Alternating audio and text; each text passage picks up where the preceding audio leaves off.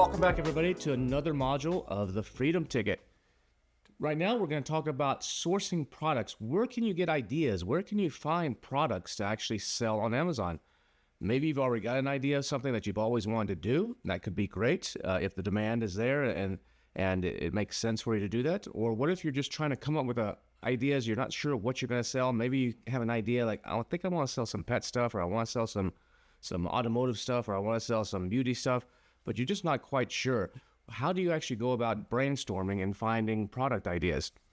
Now, one of the ways that some people do it is they just walk around big stores. Like they go to, some of these bed and bath stores, or they go to Target or the Walmart or a local store and just walk up and down the aisles and get ideas and see things and scan them in. Like, oh, I wonder if this is sold on Amazon. I wonder if something like this is sold on Amazon. I've gotten ideas that way for products, and that can be one quick and easy way to do it. Another one is what customers are looking for on Amazon. Customer behavior based on what they're putting in like Reddit groups or in social media groups, or what you're seeing on TikTok. Those kinds of things can be another place that you can actually get ideas. Another one are from the reports that you get from Amazon. Once you start selling on Amazon, you'll get advertising reports, like your sponsored brand ads reports. And you can look through there, and I actually found ideas based on what people are searching for. I was selling a griddle to actually make pancakes and waffles and stuff, and I noticed that people were also searching for something to make tortillas, and so I actually ended up producing. I did the research on it and looked like, well, a tortilla press actually could do well. I launched a tortilla press under that brand. I got the idea strictly from my sponsored ads. Another one is from product reviews. People that are writing not just on Amazon, but product reviews on other sites, on Walmart or on Google. Those kind of places, people will often say something, this is a great product, but I wish it would do this and this, or I wish there was something that did this. Those can be great places to get product ideas. Another one are other sellers' storefronts. So if you go onto Amazon and you look at, remember we talked about in one of the previous models where you can, when you're brand registered, you can have a storefront. You can actually go onto those storefronts and see what they're selling. Maybe they're selling, if they're in the pet space, what are other pet people selling in their line? And you can get ideas that way. You can also get ideas from sites like Etsy. You can go and, what people are making handmade, and maybe they're making them one-off, but you see that something's really doing well, that someone's having to sit there and sew or carve or hand create. And you're like, what if we mass produce this? And so you can even go sometimes to these Etsy people and say, hey, we'll work in partnership with you. Maybe you don't have the money or the skill or the desire to actually do these at mass, but you got a good product here. You kind of proved it on Etsy. Let me take this to Amazon for you. You keep selling on Etsy handmade, and we'll do the mass version. That's another great way. A lot of good products have come out of things by that. You can get ideas from crowdsourcing sites. The crowdsourcing sites are where people like Indiegogo or Kickstarter. Those are sites where people raise money to actually do a product. So they come up with a product idea. Kickstarter is the big one. And they will post information about the product on Kickstarter. And they'll say, we're raising $50,000 to make this new scale that you can weigh yourself on, and it gives you all these biometrics or something. And then people pay for it in advance. And you're basically kind of like, in a way, investing in the product, but you get a special discount. But sometimes there can be really good ideas there. You can also use that for yourself if you need to raise money. It's a little bit difficult. It's a whole business model around that. You can't just put something up on there and expect to actually make sales. There's a whole way of ranking and algorithms, and it can get pretty complicated. And you pretty much need an audience to do that, but you can get ideas. But don't think that you can just easily go and raise your own money there. It's quite a bit of work.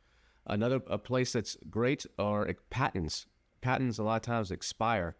And after a certain amount of time, depending on the category, they'll expire. And you can go in and you can search the patent databases of something that was from 20 years ago, maybe 15 years ago, or maybe it's even a few years ago, and they just never paid the final fees, and so they just lost the patent.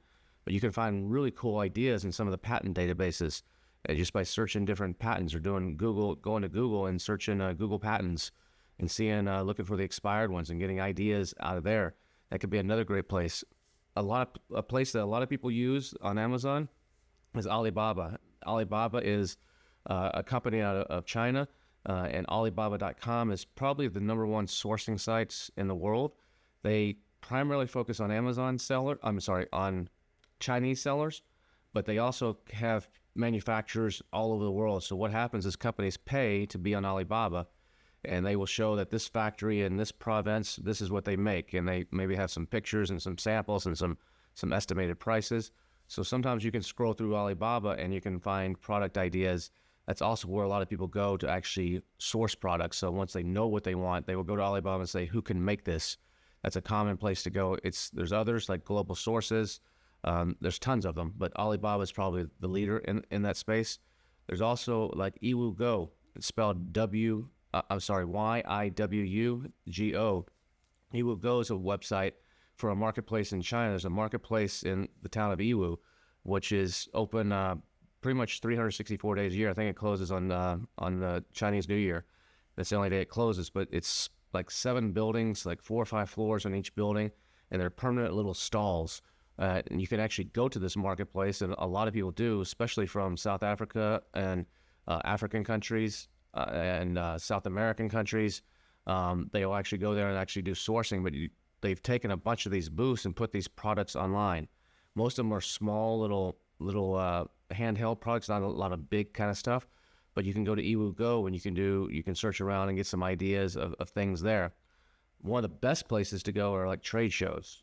Trade shows, you can go to China, the trade shows like the Canton Fair you may have heard of. It happens twice a year in April and October in China. That show has multiple huge, massive halls. It can take you 3 days just to walk up and down every single aisle, and they break it into 3 different parts. There are 3 different shows over about a 3-week period based on categories. And that show can be good for getting ideas and for meeting factory owners. But a lot of times at those shows, the best products are not what's on display at the booth. It's what they have under the counter. So if you end up going to one of those shows, you always want to say, hey, I see what you got here, but what do you have sitting under the counter that you don't want to show anybody? What's the newest, hottest thing? Or is there a way for me to visit your factory? And you go to their factory and you see a lot of other cool stuff. So that can be going to one of those trade shows like a Canton Fair. There are people in the space that lead trips there. So if you're nervous about going to China or want to go with a group, there are people that do mastermind type of groups where they'll take you to China. They will guide you through the fair, and then they do masterminds and educational stuff at night. So if that's something that you want to do, or you can go on your own. There's also shows like in the U.S., like ASD, that's held twice a year, usually in Las Vegas, that will have a lot of different types of products. You can also go to very specific trade shows. Like if you're doing pet products, there's the Pet Expo. There's one in Las Vegas and one in Orlando. If you're doing beauty products, Cosmoprof is a big one. But you Google a trade show directory, you can find trade show directory websites, and you'll find a lot of websites that show you all the trade shows all throughout the world, some in Europe, some in Asia, some in the U.S., and by industry. And a lot of times those can be really good places to go and actually get product ideas or make relationships as well, where someone's already done a lot of the work and you can just private label it, make a couple modifications maybe.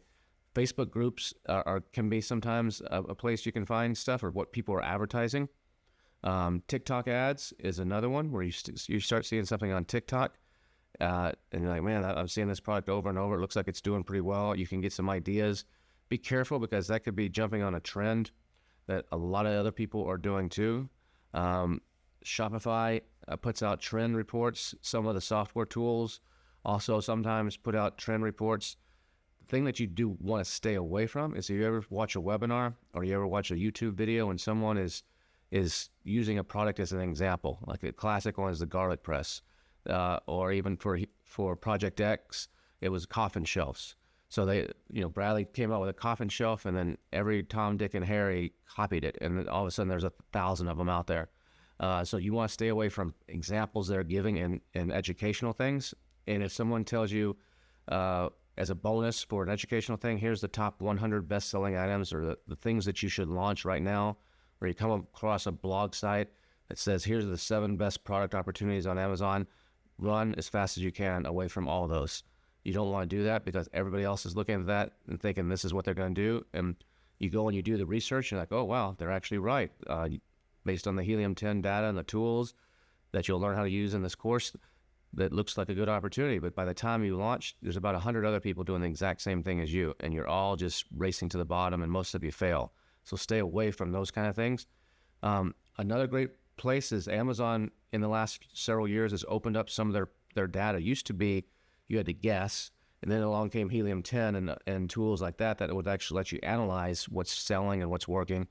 And then Amazon opened up some of their own internal data, like brand analytics and product opportunity explorer. So a lot of times, once you learn how to download and read those reports, you can oftentimes find opportunities and ideas for products that may complement what you're already doing. The Helium-10 also has some great tools like the black box tool. The black box tool, and Bradley will be showing you how to use that in a later module, but that tool is really, really cool for actually pinpointing and narrowing down product ideas about roughly about 200 at a time or so. So you can pick a category, you can pick a price range, you can pick a whole bunch of other factors. There's a ton of little filters that you can do, and it'll spit out some ideas that you could look further into and see if they make sense. So that's a pretty cool little tool as well that uses all the Amazon data, hundreds of millions of products on Amazon.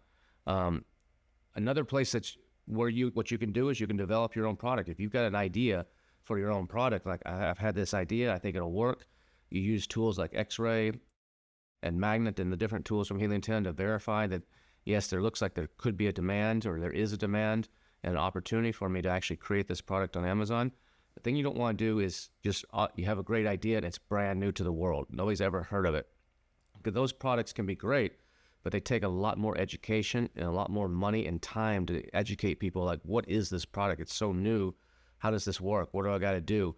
I don't understand. But those types of products can be awesome, but just understand those are difficult to launch, especially if you're on a budget, because they take a much longer runway and a lot more educational money and advertising money to educate people. What is this? So the best thing is always to find products that already have a demand on Amazon, and there's already keyword demand. There's already people looking for this or something similar to it, and try to weasel your way in that way. Though, if you have an idea though, and you want to develop it, you can do it yourself. But sometimes it can be a little bit daunting, especially if it's your first time. So there's companies like Gemba, Gemba, that will handhold you through the whole process. So for a fee, they will handhold you through, like, okay, the design process, do all the sketches for you. They will then source a factory. They'll help you make the prototypes to test it out. They'll help you with the whole production, all different levels that they will help you with. Or you can do some of that stuff on your own. But those types of things take time. One of my first FBA products back in 2015 for an electronics brand that I had was an Apple Watch charging dock. I started working on that in May, and it finally got launched in December. So it took some time.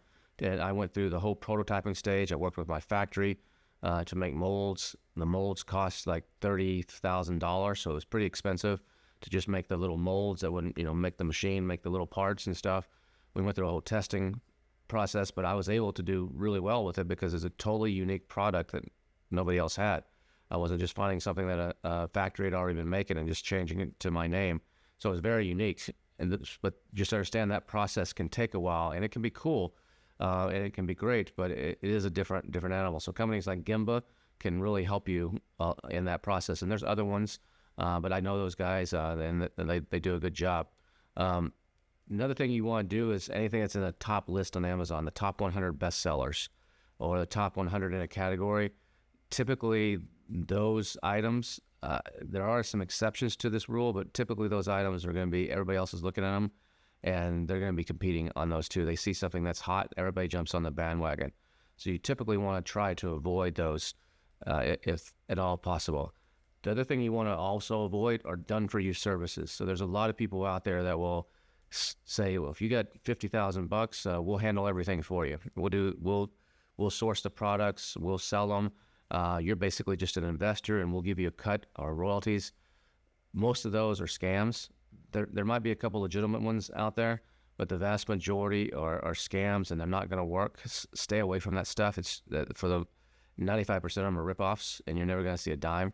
So just Google, lawsuits, done-for-you services, Amazon. You'll see how many people the FTC has sued and gone after for these. So stay away from any kind of thing like that where someone says they'll do it for you and you just sit back and make the profits. So those are some ideas on ways that you can actually source products.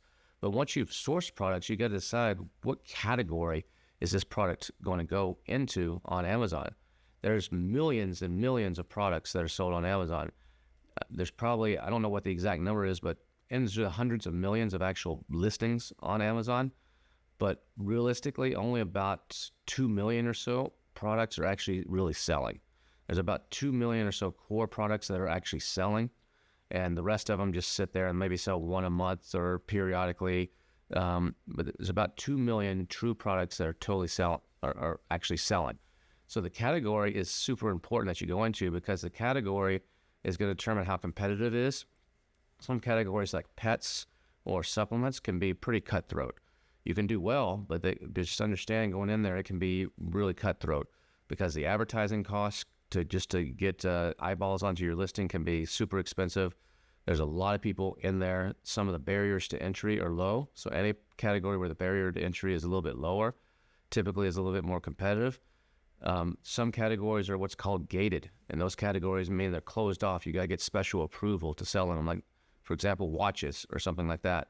Those categories can be lucrative, because those categories, not a lot of people are getting approved to sell in there. So you might have opportunities there.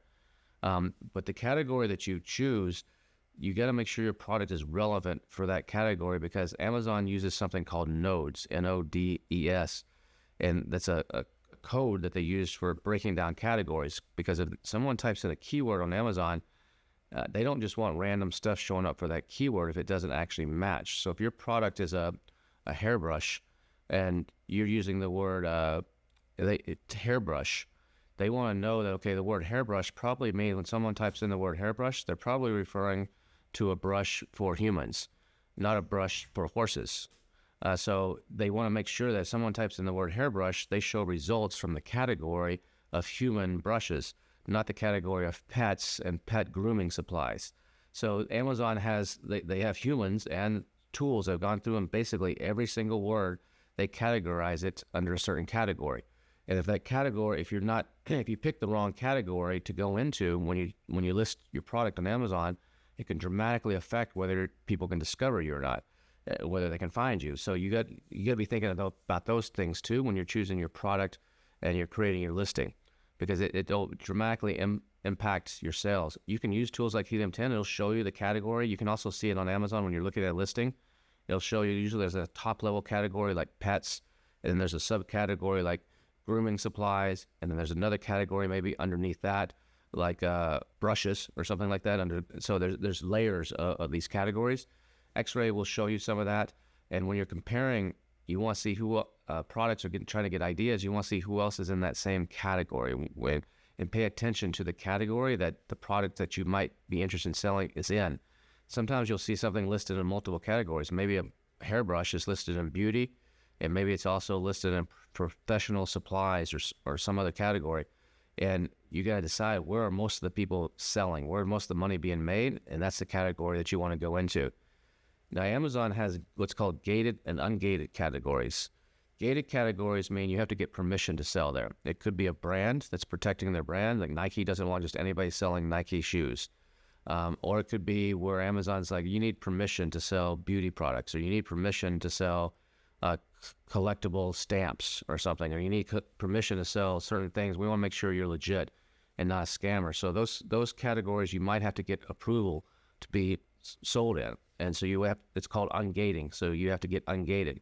You can do this yourself by submitting documents on Amazon Seller Central, their administrative platform, or there's also companies that sometimes will help you do this.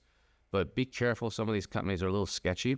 They might make up some fake documents or do something that's a little on the edge that could get you in trouble. So just be careful if you use one of these ungating companies, because a lot of them are not on the up and up. There's also restricted products. So if you're going to sell something that's hazardous or like flammable, maybe it's like hand sanitizer or something, or even nail polish, those kind of things, they have certain rules around them. They have to go. And you have to get approval to have what's called hazmat. So there's special warehouses that Amazon has where these kinds of things can be stored, and that's something that you want to pay attention to as well. If you're going to go in that category, you may have to go through extra hoops. Some things require certain approvals, like if it's a kid's toy, you're gonna have to have certain certifications for it. If it's electronics, you might have to have the Bluetooth certification or Underwriters Laboratory in the U.S. UL or CE in Europe certifications. It might need to have FDA approval if it's some sort of a ingestible thing or something that goes on the skin and you're making some sort of claims. You might have to have that. Some products are also just not allowed to be sold on Amazon. Even though they are sold, they're not allowed to be sold, like CBD. So if you type in CBD on Amazon, you're going to get some results because people have figured out how to game the system and actually kind of weasel their way in there. But technically, it's not allowed. So like marijuana, you can't just do something on like marijuana or marijuana, as a keyword or in the brand name. But people figure out how to sell supplies or accessories for marijuana products, for example. So pretty much if it's not legal in every U.S. state, Amazon won't allow you to sell it. There's also some things like in California. California is probably the most anal state in the United States, and they have a lot of their own consumer rules, and Prop 65 is one of them. And Prop 65, a lot of times your products have to be certified for Prop 65, which is all this environmental and safety stuff and all this extra hoops you have to jump through, and you might have to have that kind of certification to sell the product. A lot of these things you can research, or your factory sometimes will know this, or if you're using a sourcing agent, they'll be able to help you with this. Or a lot of times you can Google, and there's agencies also that help you with compliance that you can probably find in the directory, the Helium 10 supplier directory, that will actually help you. So these are just things you got to be thinking about. Toys are another one, actually. At Christmas time, to be able to sell toys during the holiday season, you have to meet certain criteria. Usually be selling and have certain feedback scores and certain things that prior to the holiday season starting in order just to be able to sell toys. So if that's something that you're looking at, keep that in mind too. Pesticides can be another thing that has specific restrictions. And sometimes you might not think of, you're thinking of, when I say pesticides, you're thinking of like bug spray. Well, that is a pesticide, but a lot of times things like wipes, like just the wipes, to clean your hands, depending on the claim that you make in that, if that's made, if you are saying these wipes are to clean your hands, that's under FDA approval. If you're saying these wipes are to wipe the surface of this table and clean the germs off of this table, that's actually considered a pesticide. And so to be able to sell that product and make that kind of claim or put those keywords in your listing on Amazon, you have to get approved to sell pesticides. And it's not hard to do on Amazon. You got to go through a little vetting process and take like a little course that they have and pass a little test and stuff. It's not super hard, but you just got to be aware that some of these things you have to do. There's terms that will trigger things. So maybe you're fine. You're like, I'm good. I put my wipes that wipe the table up on Amazon, start selling. Everything's going good. Looks like Kevin said I need approval, but I don't. Amazon's let me sell it anyway. And then what happens? Boom. A week later, your listing is suspended and you have little dog pictures on it saying this product violates our terms. So Amazon has algorithms that go through and periodically check, especially every time you make an update to a listing. They go through and they check everything and check it against claims, or if there's some case that happens in the news where someone's all of a sudden saying hoverboards are blowing up or something's happening in the news or this particular thing. They'll go through and they'll search their entire database. Does anything make this claim or have these keywords? And they'll suspend your listing, and you'll have to fix it. So that's some of the things you got to be thinking about when you're choosing products. And some of those can be actually good things, because if you're willing to go through those hoops and you have the capability, it's a barrier. It's keeps other people out. It's a kind of a gate, because people are like, that's too much hassle. I'll just sell something easier. So there can be good opportunities there, but just understand going in, you may have to do that. When you're choosing your products, it's usually when you're first getting going, choose simpler products. Complicated products with lots of moving parts or electronics can be a little bit more troublesome for a brand new seller.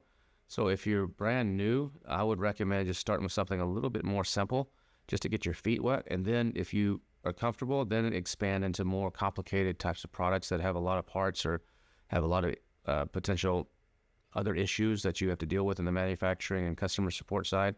But start a little bit simpler. One of the biggest keys when you're choosing your products, though, is you have to differentiate. You can't just be a Me Too product. There's so many Me Too products on Amazon. And a Me Too product is like someone sees that this garlic press is selling, and it's it's company XYZ, and you're gonna make it just a red color instead of a black color, and you're gonna put it under your name, YYZ. It's the same product, almost the same pictures, almost everything's the same. Those are Me Too products, and you're not going to succeed on those. You might make a little bit of money for a week or two, or maybe a month, but it's going to die a quick death. And those are not what you want to do. You want to differentiate. We're going to go into more detail on differentiation a little bit later, but there's a lot of things you can do to actually differentiate your product. It's crucial. You got to find that little edge, that unique selling proposition, that USP that you can actually sell and list this product on. Any changes you make, though, just make sure that these are going to appeal to your buyers. Sometimes it's good to ask your friends and family, hey, if I change this product, what do you think? Or also there's tools like p.5, P-S-C-K-F-U, that will allow you to do polls of Amazon sellers and see what they think. I've done stuff where I took makeup mirrors. I was thinking about doing a series of makeup mirrors, little portable makeup mirrors for women, and I'm not a user of that product. So what I do, got 7 different samples. I went to a bar and sat there, and every woman that came through, I was like, excuse me, can I ask you a question? And I had these mirrors laid out on the bar, and I'm like, which of these do you like best and why? And they gave me some feedback and things that I wouldn't have thought of, because they're able to pick it up and hold it. It's not just looking at a picture, but they're pick it up and hold it. So you can do those kinds of things. So make sure whatever changes you make are actually going to appeal to your buyer. So p.5 is also available within Helium 10. Just look inside your dashboard into audience, and you can actually see where you can actually use p.5. You don't have to actually go to their site. Use it right within Helium 10. It's a really cool tool. You can also do things like enhance to packaging. Packaging can make a huge difference in upgrading the packaging. Bundling is another option where you can put things together, like things that people are buying together, just make them one package together instead of them having to buy each individual item. If it's a candle and, I don't know, matches, put them together as a single item so people don't have to buy individual items. That's another way. Anything that you can do with a secret sauce or unique names. People sometimes, if the product has a cool name, think about cars. It's the CX400 or it's the Nissan Sprint or whatever. If you can get cool names to a product, sometimes that can give you a good competitive advantage too. Material changes, changing the type of materials or the quality of the materials could be things that you can do. Get creative with the product. Get creative and try to fix any kind of common customer complaints by reading the reviews of other similar products or your competitors' products and see what people are complaining about and try to fix those problems. You can change the shape or the size. You can sometimes optimize with some sort of unique content. It includes something special and very unique to it. You can do personalization options if you want to, where they can personalize it. You can also do licensing if that's something that you want to do. Sometimes even selling at higher price points can be a differentiator, for example, and you can justify that with your pictures and with the packaging, even though the product might be exactly the same. You can emphasize the origin of the product. Sometimes, like saying it's made in the USA gives you an advantage, or if it's made in Germany, if it's some sort of electrical part, or made in France, if it's some sort of a foo-foo type of item, can oftentimes give you a differentiating factor. Try to solve specific problems and fill in market gaps. That's something that a lot of people just don't look for. And there's oftentimes like something that's you can weasel your way in by doing that. Avoid products that are really big and heavy when you're first starting, or that are just out of your budget. Sometimes people bite off more than they can chew. So I'm going to show you later how to actually figure out what you can afford and what you should be looking at. But sometimes people will get into an opportunity because it's great, but they really can't afford to sustain it or actually to do it if it's successful. So you want to avoid that. Avoid the super hyper competitive markets. Avoid where there's big brands dominant. If you look at the listing, and X-Ray shows you the top 20 and 18 of them are Cuisinarts. In the kitchen category, that's a big brand. The chances of you weaseling in there and grabbing some market share are pretty slim. So you want to look for areas where there's not a major brand dominating. You want to be aware of the restricted items like we talked about earlier, the hazmat items. Seasonal items can be really good, but seasonal items can be tough for a new seller. So like Christmas or Valentine's, Easter, Mother's Day, those seasonal things, they can be great opportunities, but I would recommend as a new seller You might launch something that's more evergreen that can be sold year long first, and then come back later if you have some ideas for seasonal stuff and sell the seasonal stuff once you've kind of figured out the system, because you've got to know how to actually ship and game the system on Amazon to maximize your opportunity on seasonality. And that can be a little bit tricky if you're brand new. So I would avoid those in the beginning.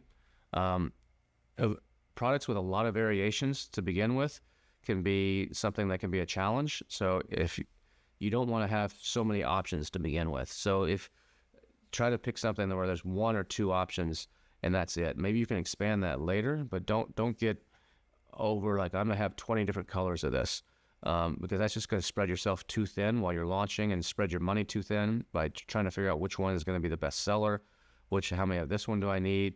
Things like clothing and shoes, where there's all these different sizes you have to stock.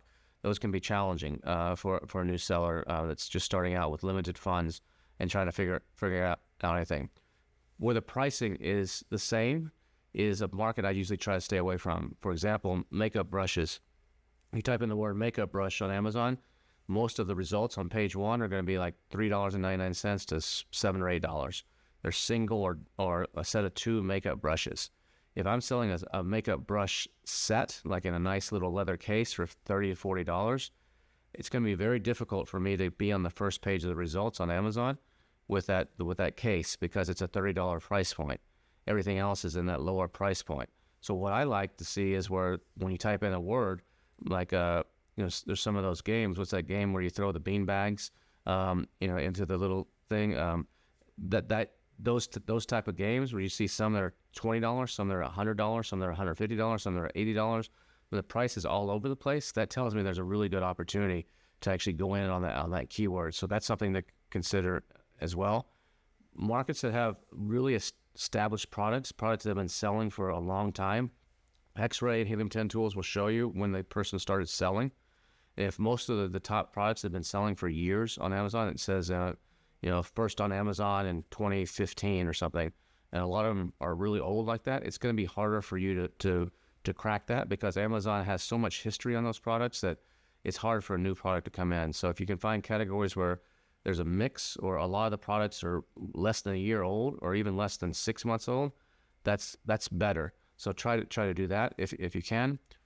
You can look for opportunities where people are just they've messed up their listings. They only have one picture, or their packaging is really horrible, but they're doing really well. That could be an opportunity for you to come in and create better packaging and better pictures and take a lot of market share from them. Items that are hard to find locally can be really good. Things that are regional products, sometimes regional hot sauces or regional barbecue sauces can do really well because people can only get it locally. It's not nationally distributed. Those kind of things can do well. Large, expensive items can be an option too, because nobody wants to mess with those. But sometimes going into those larger, more expensive categories, you're not going to sell as many units, but you can make more per unit. Things you're passionate about, or sub niches where people are just really passionate, can be great opportunities. Anything where you can add value added, or you can bundle something, those can be other really good opportunities. And like I said earlier, the differentiation is critical on all that. So if you're going to do that, make sure you are truly differentiated. Just try to think outside the box and you don't have to be the best, but you can be the best alternative, and you can still do really well on Amazon. I also recommend you focus on e-commerce compatible products. So not all things are suitable for selling e-commerce and shipping. Some things are just better to go on a truck or a pallet or something.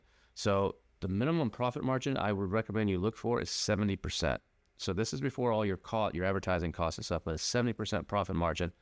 That's basically a 4 to 5x your landed costs. So if the factory tells you this is going to cost you $5, I would like to see you sell that for $20 to $25 minimum. Now, when you get into really expensive things, you don't have to have quite that margin. If something's $100 and you're going to sell it for $300, you might be okay. So it's a 3x. But anything sub 100, you need a 4 to 5x minimum markup on it. One of my office supply products is $1.50, and I sell it for $20. So you can see that's 14 times markup, and it's a hugely profitable item. So the bigger that margin, the better you're going to be. Don't condense that. You want to also consider revenue density. How big is the item versus it's basically like revenue per square inch, just like a retail store has revenue per square foot. You want revenue per square inch of a product. The higher the value per unit size, the better you are. Large items, hard to ship items can be difficult, can cost you a lot in extra storage fees. Make sure that your branding is on point. Price points under $15, or I recommend you stay away from. It's just a mass numbers game. There, it's low margins, and it's just selling massive amounts to make any money. The best price points are between $50 and $100 on Amazon. So if you can find something that can retail for between $50 and $100, those are going to give you the best opportunities and the best margins to work with. But I would not go under $15. When you're creating a product on Amazon, you're going to need a UPC code. Amazon has something called an FNSKU code, which is like their internal UPC code. You don't have to have that. They'll generate one when you create a listing. Those are more for if you're selling, multiple people are selling the same product. So if you're doing arbitrage or you're doing wholesale and everybody's shipping in the same dog bowl, and it's how Amazon tells, did Kevin ship in these 20 dog bowls and then Bradley ship in these other 15 dog bowls? Whose dog bowls, even though they're the same box, who shipped in which ones? So who's responsible if one of these is bad or damaged? That's what they use the FNSKU for. But if you're a solo seller and you're the only one on that product, which most of you should be, a UPC code is fine on your product. You can get UPC codes from GS1. That's the official service. There are companies out there like Speedy Barcodes and others you'll see on the internet that will sell you UPC codes cheaper. Don't use them. They are going to create problems for you on Amazon. Some of those codes have been used before. They're recycled, and when you go to list on your product on Amazon, you may have issues. So go to GS1. It's going to cost you $150 or so. There's an annual licensing fee to do it. You can buy them in bulk and save a little bit of money, but make sure you get a GS1 code because Amazon's database will check that. And you're going to want to put that UPC code on your packaging or on your label. And when you list on Amazon, you want to do that. Now, you can list on Amazon without a UPC code. It's called a GTI exemption. So like handmade items that don't have UPC codes, you can get an exemption when you're listing the product. But I still would do a UPC code for everything, even if you don't stick it on there. If it's handmade and you're not even using it, because it just helps keep everything clean and without any issues. So go to GS1. I think it's gs1.org.